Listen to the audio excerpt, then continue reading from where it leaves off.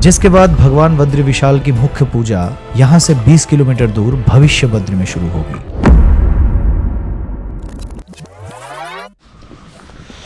बेड़ पाको बारमासा,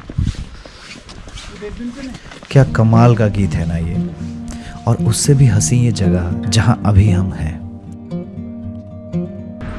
महीनों प्लानिंग करने के बाद हम चारों दोस्त ऑफिस से छुट्टी लेके चले गए एक हिमालयन ट्रैक पे, जो हमारे लिए बिल्कुल एक नया एक्सपीरियंस था।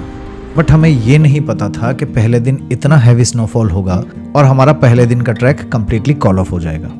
तो हमने सोचा कि होटल के कमरे में बैठ के अफसोस करने से अच्छा है क्यों ना इस खूबसूरत जोशीमठ टाउन को एक लोकल की तरह एक्सप्लोर किया जाए।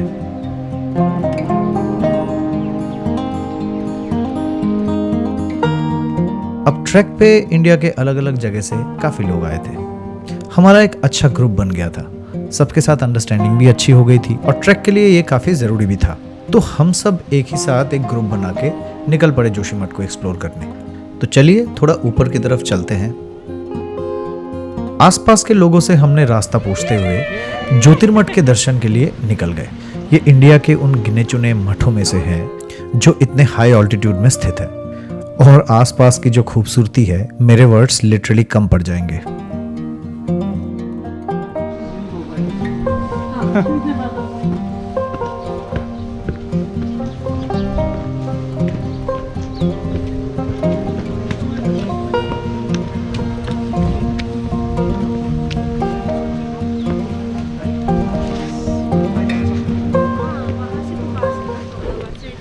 मौसम वाकई में बहुत खुल गया। अच्छा लग रहा है यहाँ पे वॉक करके।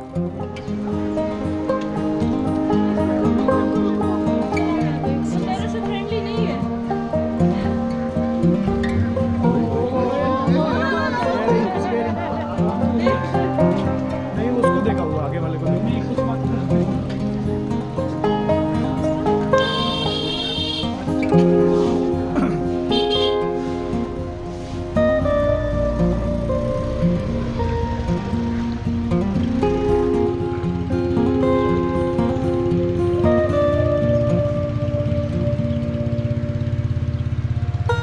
लीजिए पहुंच गए ज्योतिर्मठ। परम पूज्य जगत गुरु आदि शंकराचार्य जी ने 8वीं सदी में इस मठ की स्थापना की थी। उन्होंने सनातन धर्म को जोड़ने के लिए भारत के चारों दिशाओं में 4 प्रमुख मठ बनाए थे। उनमें से सबसे पहला मठ उन्होंने दक्षिण में बनाया, जिसका नाम श्रृंगेरी शारदा पीठ है, जो कर्नाटक में स्थित है। दूसरा मठ उन्होंने पूर्व दिशा में गोवर्धन मठ बनाया, जो ओडिशा के जगन्नाथपुरी में स्थित है। तीसरा मठ उन्होंने पश्चिम दिशा में द्वारका पीठ की स्थापना की, जो गुजरात में समुद्र किनारे है। और आखिरी में चौथा पीठ उन्होंने उत्तर दिशा में ज्योतिर्मठ बनाया, जिसे अब हम जोशीमठ के नाम पे जानते हैं।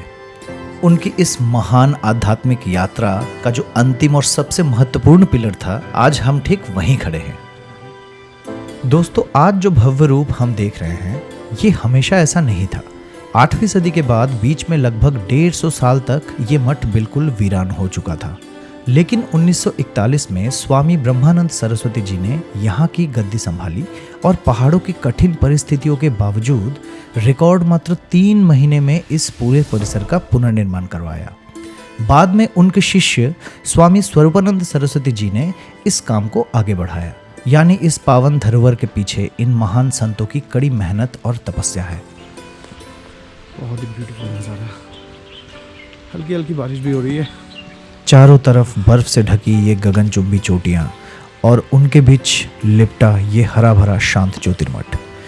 इसे देखकर समझ आता है कि आदि शंकराचार्य जी ने ज्ञान और ध्यान के लिए इस जगह को क्यों चुना होगा।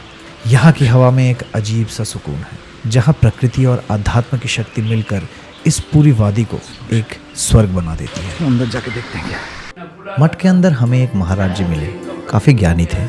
हमारे एक दोस्त ने उन्हें चारों धाम यात्रा के बारे में सवाल पूछे और उन्होंने बड़े सुकून से सब कुछ समझाया। सच कहूँ, हम लोग ट्रैक पे आते हैं, एडवेंचर के पीछे भागते हैं, पर ऐसे स्पिरिचुअल जगह को एक्सप्लोर करना भूल जाते हैं। आज के जनरेशन के लिए ये थोड़ा रेयर है, पर ट्रैक का कैंसिल हुआ ये दिन ने हमें ये मौका दे दिया। थकान तो हमें कोई महसूस नहीं हो रही थी, तो लंच के बाद हम फिर से निकल पड़े जोशीमठ को फर्दर एक्सप्लोर करने। अब हम जरा नीचे की तरफ बढ़ रहे हैं, लोकल मार्केट की तरफ। देखो कितना कलरफुल है ये पूरा एरिया, ये घर, ये गलियां। इतने हाइट पे, इतने ठंड में भी लोग अपने घर इतनी खूबसूरती से रखते हैं। ये चीज मुझे हमेशा अट्रैक्ट करती है हिमालयन टाउन्स में।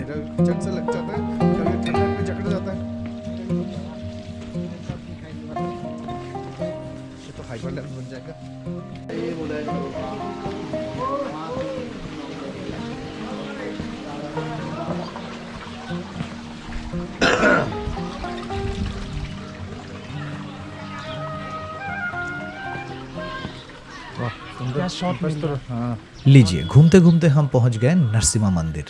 8वीं शताब्दी में आदि शंकराचार्य जी ने ही इस मंदिर की स्थापना की थी और यहाँ भगवान विष्णु के नरसिंह अवतार की शालिग्राम की मूर्ति स्थापना की थी। दोस्तों, जब मौसम में भारी बर्फबारी की वजह से बद्रीनाथ धाम के कपाट बंद हो जाते हैं तो भगवान बद्री विशाल की उत्सव मूर्ति को यहीं लाया जाता है। आने वाले पूरे 6 महीने तक भगवान यहीं विश्राम करते हैं और उनकी शीतकालीन पूजा इसी मंदिर में की जाती है। यानी सर्दियों में जोशीमठ ही भगवान बद्रीनाथ का मुख्य निवास बन जाता है।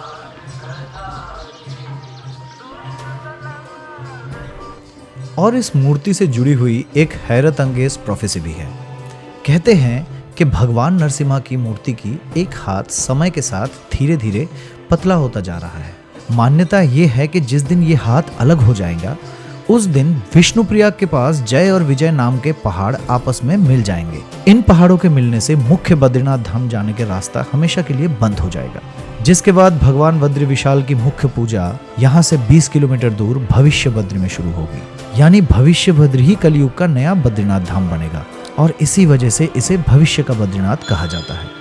शायद भगवान यही चाहते थे कि हमारा पहले दिन का ट्रैक कैंसिल हो और हमें इन गहरी माइथोलॉजी के बारे में पता चले। दोस्तों, ये तो रही पुराणों की बात, लेकिन हमारा आज का विज्ञान भी यही बताता है। साइंटिफिक रिपोर्ट के मुताबिक जोशीमठ किसी पक्के पहाड़ पे नहीं बल्कि सदियों पुराने हुए लैंडस्लाइड के मलबे पर बसा है, जिसे वैज्ञानिक हाईली सेंसिटिव टेक्टोनिक जोन कहते हैं। यानी यहाँ की जमीन बेहद संवेदनशील है।